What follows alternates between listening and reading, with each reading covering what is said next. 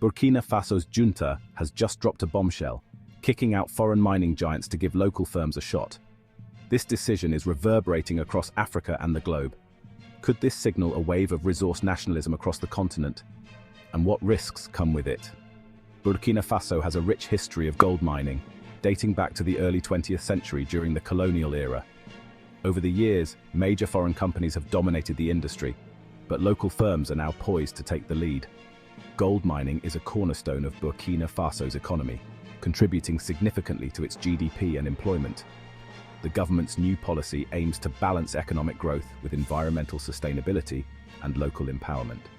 Join us at Mwaki Insights as we delve deeper into the historical context, key players, and future implications of this monumental shift in Burkina Faso's gold industry. In a bold declaration, Captain Ibrahim Traoré, the head of Burkina Faso's military junta, announced that the government would be withdrawing mining permits from foreign companies. Why? The rationale, according to the junta, is rooted in three key factors: economic independence, political sovereignty, and social equity. Traoré argued that for decades, foreign corporations, many of which are Western or Chinese, have reaped the benefits of Burkina Faso's natural resources, while local communities have been largely sidelined. Economically, Burkina Faso, the fourth largest gold producer in Africa, has long relied on foreign investment in its mining sector. But the economic gains have not always trickled down to local populations, leading to widespread discontent. Socially, unemployment remains high, and the country is under growing pressure to address social inequality and poverty. Politically, Traoré's decision to expel foreign mining companies is viewed as part of a broader push for economic sovereignty and national pride. While Burkina Faso is rich in resources, the junta has been vocal about empowering local entrepreneurs and mining cooperatives to take over operations. However, the big question remains: do they have the expertise and infrastructure to fill the void left by global corporations? The government is also focusing on building local capacity and infrastructure to ensure that the transition is smooth and sustainable. Training programs and new investments in technology are being rolled out to support local miners and ensure they can meet the demands of the industry. The ultimate goal is to create a more equitable and prosperous society where the wealth generated from natural resources benefits all citizens of Burkina Faso. The decision to revoke permits doesn't just affect Burkina Faso, it sends shockwaves through the global gold industry.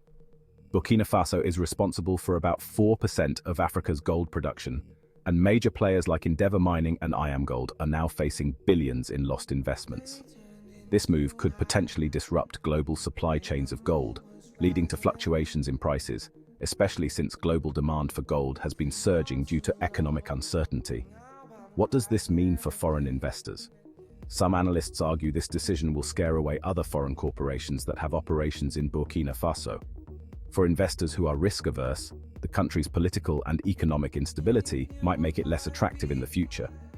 In the long term, this could lead to a re-evaluation of investment strategies in the region, potentially shifting focus to more stable markets. Companies might diversify their portfolios, investing in alternative mining sites or even renewable energy projects to mitigate risks.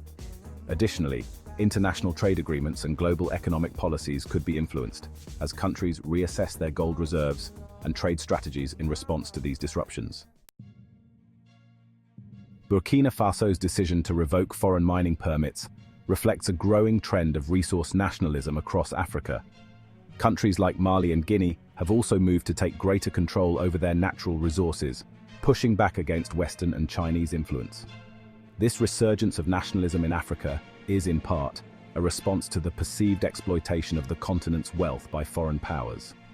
Historically, many African nations have fought for control over their resources since gaining independence from colonial rule. Burkina Faso's move could potentially trigger a domino effect across the region. If local mining operations prove successful, other nations might follow suit, reconsidering their reliance on foreign capital and expertise. It also signals a growing anti-Western sentiment in Africa, where former colonial powers like France are often seen as having too much influence. However, this also comes with risks. By removing foreign expertise and capital, Burkina Faso could find itself unable to sustain the production levels needed to maintain economic growth. Local industries may lack the infrastructure to replace the foreign companies, which could lead to declining revenues and a potential economic crisis.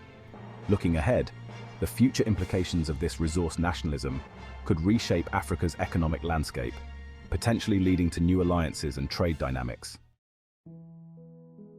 At the heart of this decision is the promise of greater local empowerment.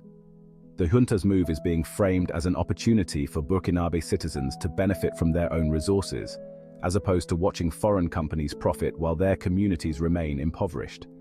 This resonates with a broader sense of national pride. But will this work in practice? Local mining cooperatives will need training, technology, and investment to effectively compete in the global market. The junta has pledged to provide support, but many fear that the lack of infrastructure will make it difficult for local companies to match the production levels of international corporations. Take, for example, a local miner who has worked in the industry for over a decade. He dreams of a future where his children can benefit from the wealth beneath their feet. Women in the community see this as a chance to form cooperatives and gain financial independence. The hope is that increased local control will lead to better education and healthcare for the next generation. However, the road ahead is fraught with challenges, and the success of this initiative will depend on sustained support and investment. The people of Burkina Faso are hopeful, but cautious, as they navigate this new chapter in their nation's history. The decision to revoke foreign mining permits could be a pivotal moment for Burkina Faso's economy. If local companies can successfully manage the country's gold production, this could usher in a new era of self-sufficiency and economic growth. However, the challenges are significant. Without the infrastructure and expertise that foreign companies provide, Burkina Faso might face difficulties in maintaining production levels. The government's strategy will be critical. How they navigate this transition will determine whether this move bolsters the country's economy or leads to instability. The opportunities for growth are there, but so are the risks. What do you think? Is Burkina Faso's bold move a sign of things to come in Africa, or is it a risky gamble?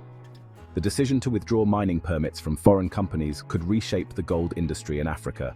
This could inspire other African nations to take control of their natural resources. Together, let's stay informed and make a difference. Join us on this journey by subscribing, sharing, and engaging with our content. Your support helps us bring you more in-depth analysis and stories that matter. Thanks for watching Milwaukee Insights.